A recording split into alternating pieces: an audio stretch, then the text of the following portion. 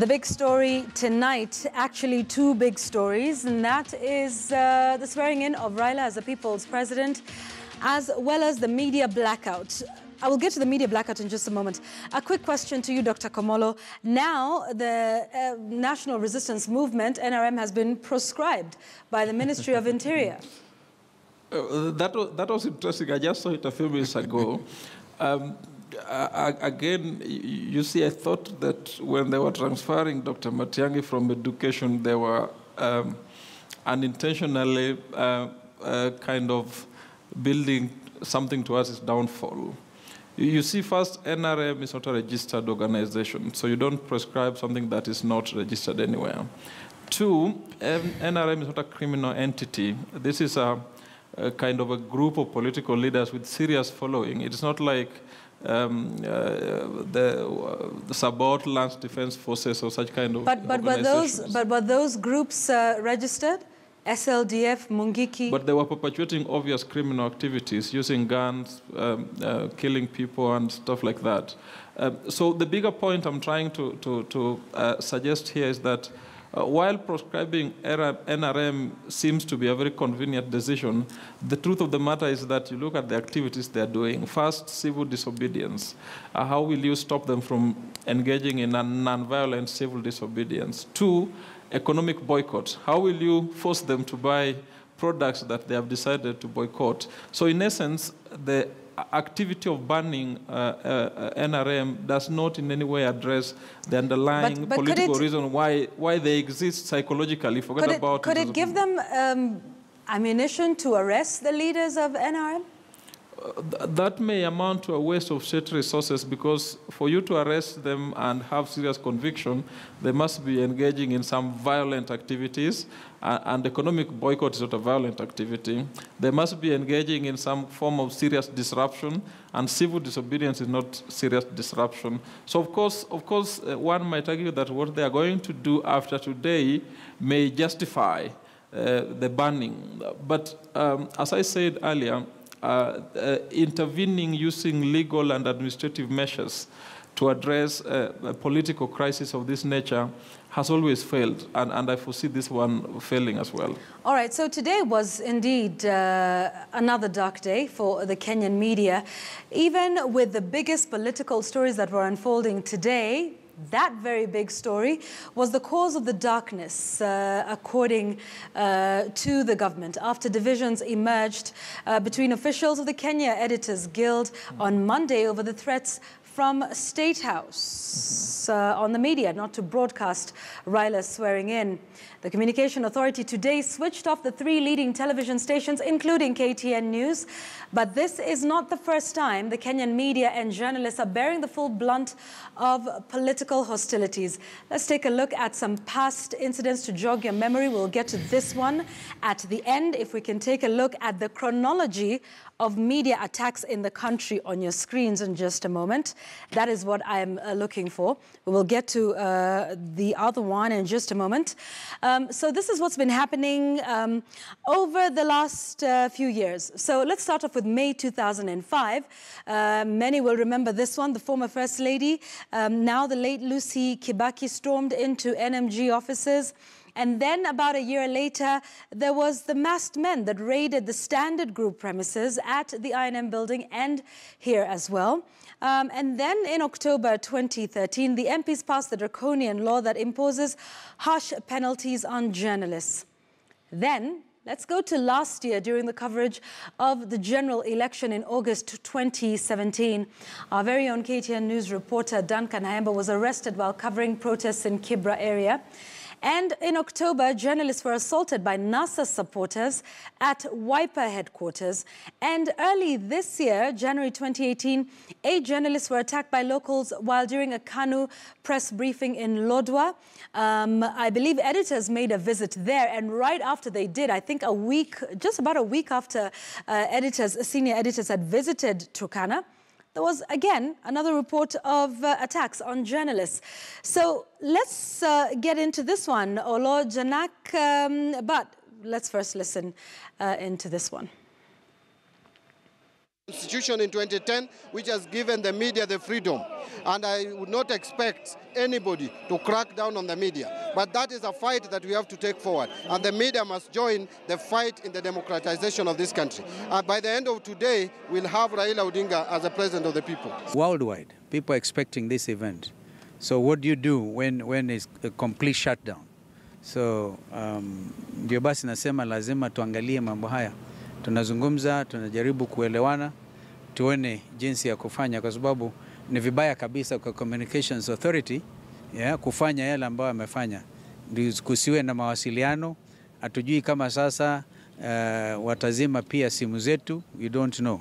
Kwa hivyo ndio kukawa hali ya kuchelewa na bado tunazungumza tuone vile tutafanya. NASA leaders there on the media shutdown today. I would like to remind our viewers who are watching us online that we are still off the air on digital television platforms. Janak, this one falls right in your docket. What happens next for media-government relations? Do you think, in a sense, that statement yesterday from the Kenya Editors Guild, divided as it may have been, may have signaled a change going forward in the relationship between media and government, Janak? No, I think the media and the government generally, I wouldn't say that they're expected to have a very cozy relationship. That is not the truth. I mean, over the years and across many countries, media will always be on the vibrant media will always be on the opposite side with the government because it's supposed to check government. In the case of Kenya, I think we have had a history of media taking a position that is different from that of government and the government seeking to get the media to conform. Now, we are aware that indeed between 2013 and now, there has been an attempt by the government to get the media to conform or to intimidate the media. And it has been a question of hot and cold, and you have enumerated some of those instances when we have had this kind of thing. So going forward now, I think we expected that the government would try to move and get the media or intimidate the media into not covering the NASA rally or the swearing-in ceremony. What is emerging, of course, is the fact that coming from the elections, the media remains extremely deeply divided.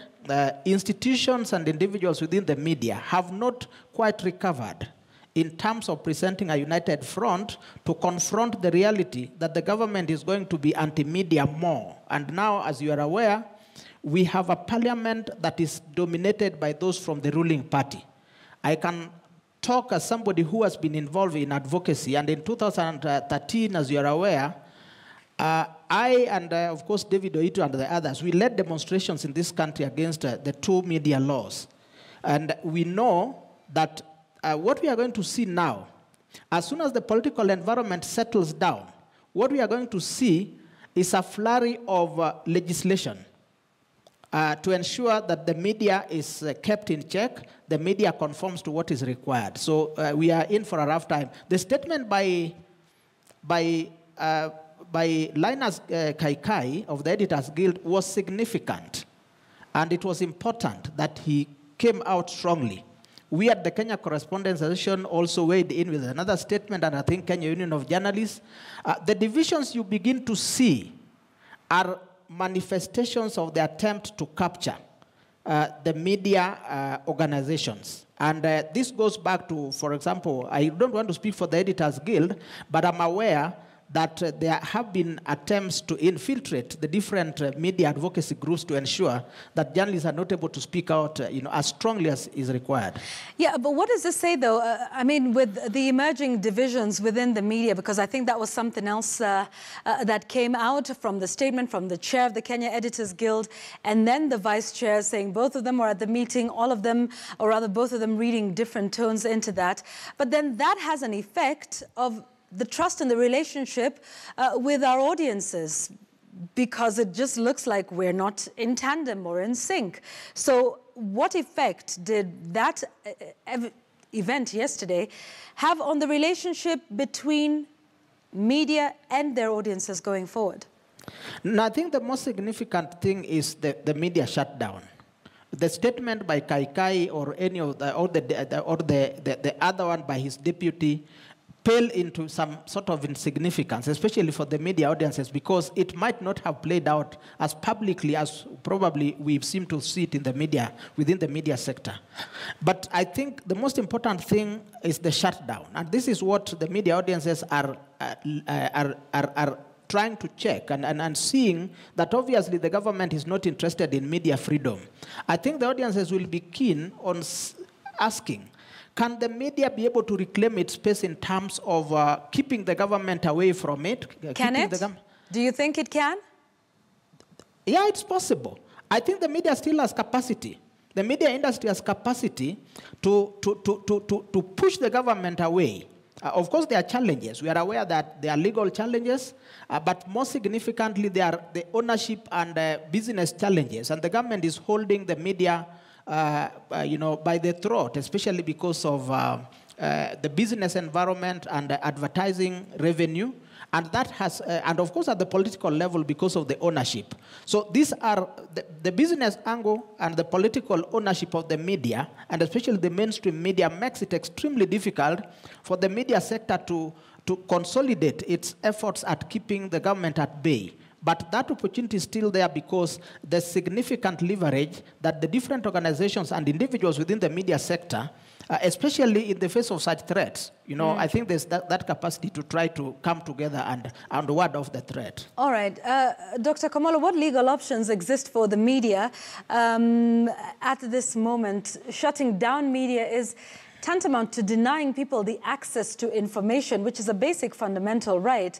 Let me read you a tweet because we're live online. Emmanuel Mangera on Twitter says, not all of us can afford bundles or Wi-Fi. We want our right to seek information to be granted without any discrimination or intimidation. What options are there for the media fraternity, journalists, and indeed ordinary Kenyan citizens? This is one action, before I even talk of legal options, this is one action that I think deserves condemnation across the board. And I've listened to interviews from the perceived Jubilee strongholds who are as incensed, as disappointed with this government overreach as our NASA supporters and, of course, international audience. The media, by its very nature, and its vibrancy, for that matter, is a measure of democracy. So there's a direct correlation. And so to imagine that somebody can wake up in the morning and because they may not agree with the event that the media has decided to cover, they take an action to shut down the entire country for 12 hours or so now, is really something that I think needs to be resisted. If there's one thing NRM needs to work on, this is probably one of them. I think the gentleman on the other side may not have followed the media this morning. I was there in the morning when I personally heard Huntington Guy, I believe, I think this is the chairman of Media Owners Association, directly contradict what Linus Kaikai said and directly actually condemn Linus Kaikai. And within 30 minutes, the station was shut down. Within another 5 minutes or so, other stations were shut down as well. So there's a bit of obvious conflict of interest in terms of the relationship between, I think, personalities in media industry, their ownership, so to speak, and of course, with the government. But there are in my view, about two options. First, I must say I'm extremely shocked that the media as an entity have not instructed their lawyers or did not instruct their lawyers by 10 a.m. to move to court under certificate of urgency, and maybe by 1 we should have had an order directing the restoration of your services. So that's maybe suggests an element of split in the media fraternity, and to some extent, maybe some people in the industry agreed with this kind of action on the part of the government. So that is the first legal option. You must always be ready to enforce, or at least try to enforce your rights, and that can be through demonstrations, and in this situation, always, it must be through courts. Two, to be honest, just like to some degree in NASA, I think the media fraternity needs to sort its out. For there to be such obvious division, and for you to confront a government that clearly has demonstrated ability to reach out in terms of negative intervention, administrative or regulatory, you must appear to be united, and you must always speak from one voice. And I think that as much as media is not part of the resist movement, I'm not part of the resist movement either, you may want to exploit the opportunities that come out of potential dialogue, because to be frank, I think Jubilee and NASA will have to negotiate. So you may want to exploit the opportunity for dialogue to also ensure that the laws governing media industry are strengthened, and particularly to do away with this administrative power that a minister or the communications authority, whatever, has to arbitrarily shut down a media organization just because they don't agree with the content, because that's what is at dispute now. All right. Thank you very much, gentlemen. Dr. Eric Komolo, who is a lawyer, and William Olo Janak, who's the chairman of the Kenya Correspondents Association of Kenya. I thank you very much for your time on the show tonight as we're discussing muzzling of the press in the country today. I want to remind you that even with the draconian action by the government against the media, the Constitution provides for the freedom of the media as follows. This is my parting shot to you tonight. Let's take a look at where it talks about freedom of the media. That's Article 34(2), saying the state shall not exercise control over or interfere with any person engaged in broadcasting, the production or circulation of any publication, or the dissemination of information by any medium. It goes on, Article 34(3), to say that broadcasting and other electronic media have freedom of establishment subject only to licensing procedures that are independent of control by government, political interests, or commercial interests. That is something we might want to remember as a nation, as a government, and indeed also as media practitioners and journalists tonight. That's the big story. I'm Yvonne Okwara Matole. Good night. I'll see you tomorrow.